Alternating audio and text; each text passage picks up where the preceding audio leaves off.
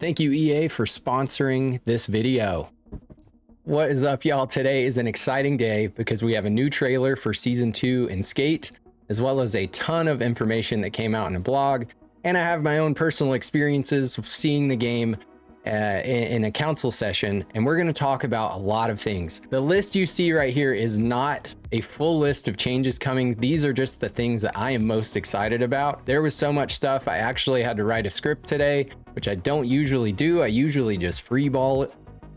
I usually just wing it. We have a script right now, so let's just jump right into it. The first thing we're going to talk about is the replay editor. We knew we were getting keyframes, but the way this works is you have a sort of default editor, and then you can press X and get into an advanced editor. From here, you can adjust your timeline. You can use your keyframes. You press down on the D-pad to add a keyframe. You can tie zoom and tilt features into the keyframes. So within each keyframe, you can set a zoom point or tilt the camera back and forth to add some realistic movement to your camera or some zoom. Super cool. The zoom has numbers attached to it. So it's not actual like millimeters of focal length, but there are numbers. So you can get a consistent zoom, like from a start point, zoom in and then zoom back out to the same place. Or if you're filming multiple clips separately, you know that you can get that same fisheye focal length or that same long lens focal length to have consistency. So we didn't currently have that, but now we do in Season 2. You can hide players from replay, which is a super important feature. I love this a lot. There is a key snap range adjustment. So you can set the distance from each keyframe that you can set another keyframe. I would personally just leave this as close as possible to keyframes, just so you have a lot of freedom. That's Replay Editor. I'm excited. I cannot wait to see what everyone edits and puts together. So another thing that we've heard about is hold fakie stance pushing. So there's a setting you can turn on called hold fakie stance, and this puts you into a switch stance when you're in your non-standard, your non-default stance. Currently, if you push, it will take you out of that stance and just put you in your opposite stance. For me, it's goofy. Usually I'm regular, but now you can push and you go right back into held fakie stance. Another cool thing is that if you find yourself in held fakie stance and you don't intend to be there, you can double tap B or you can double tap O if you're on PlayStation, and it will take you out of held fakie stance. This is really useful when you do like a no comply and cancel the spin, or you do a 360 no comply. You may have noticed you land in held fakie stance. Now you can just double tap B and you're out of it. There are world and character visual updates. What I noticed was there are areas painted in new ways. So like rolling waves is no longer blue, like in the transition area. It's this cool purple, like vaporwave kind of look. And there's lots of little visual updates like that around the world. There's definitely some new lighting and some things like that in certain areas.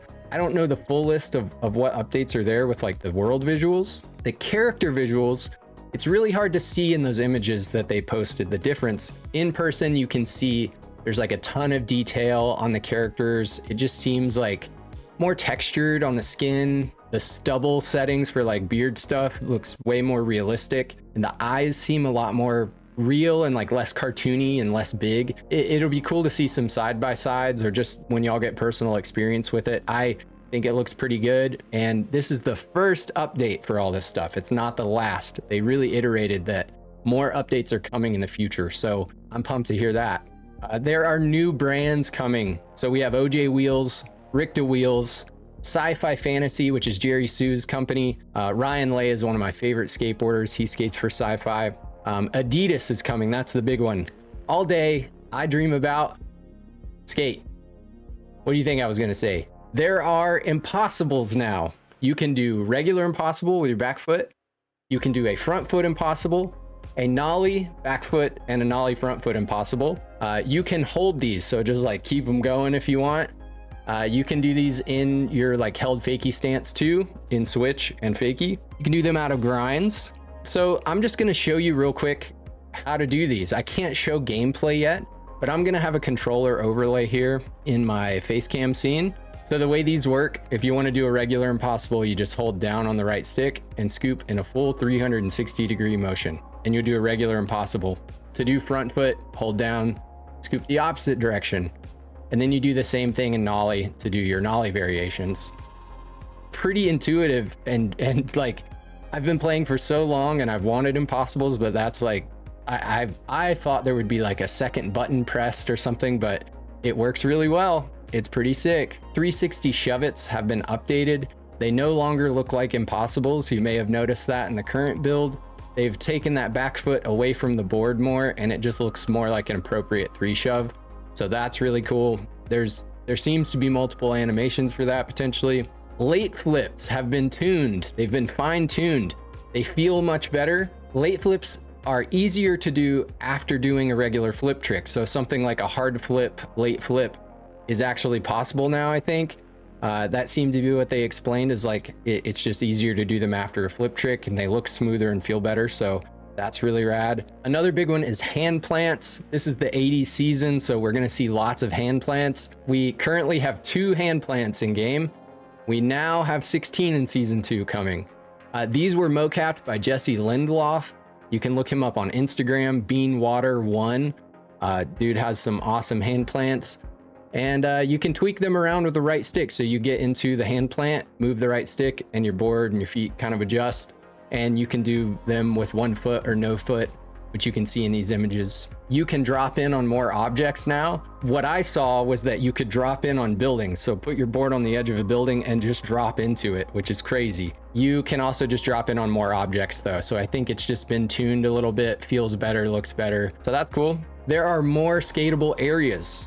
So there's a tunnel section, which I think like Milky, Pigeon, maybe Zexy found and like moved the free cam in last season. But now there's actually ramps and stuff down there. Its lighting is really cool. Looks kind of DIY. Along with that, they've updated a lot of the rooftops to include new skatable areas. I don't know if there's going to be like fast travel points to those. I assume maybe there will be, but at first you can just climb up and skate them, I'm sure. You can now hide the compass entirely. So your heads up display is completely clear if you want it to be. It's in the settings. You just toggle it on and off. So that's really cool. There's a new setting you're gonna see for lean exits and grinds. You can toggle this on and off. Basically, if you pull the left stick to the left or right when you're grinding, currently you'll exit the grind in that direction. But if you toggle this lean exit off, you no longer will exit the grind. So you can just really lean into pinches and stuff and get like a really proper crooked grind that has a pinch. I will probably toggle this on and off as needed. I don't think I'll have a standard setting I use or anything. You can now adjust the maximum pump strength that you get from a pump. So if you feel like when you pump, you're going way too fast, you can now turn that down and adjust it to a slower max pump speed. Really cool. I love to see more and more of these settings that we can just toggle on and off or use a slider to adjust. I want to see more of that. The last thing I'm going to talk about today, the skate pass. So the skate pass, you know, some people are hype on it, some people aren't. I like it because there's now 100 items in this one. They say it's less grindy. I've seen it. There are a lot of items that I want out of the pass that I will use as a realistic player. There's of course some like outlandish wild stuff, but this is a fun game for multiple play styles, so I expect that stuff to be in there too. I saw lots of stuff I liked. I'm just so excited about the future. If every season has substantial updates like this, I can't complain. I think they're doing the right thing. They're moving in the right direction. I hope y'all feel the same. They've really iterated that this is like, they've really iterated. They've told us that this is not the last update for a lot of this stuff, like the visuals, the characters.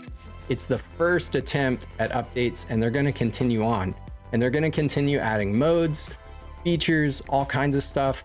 Lots of people love to hate on this game and say that this is the final product and that they're just trying to see what little they can get away with and this and that.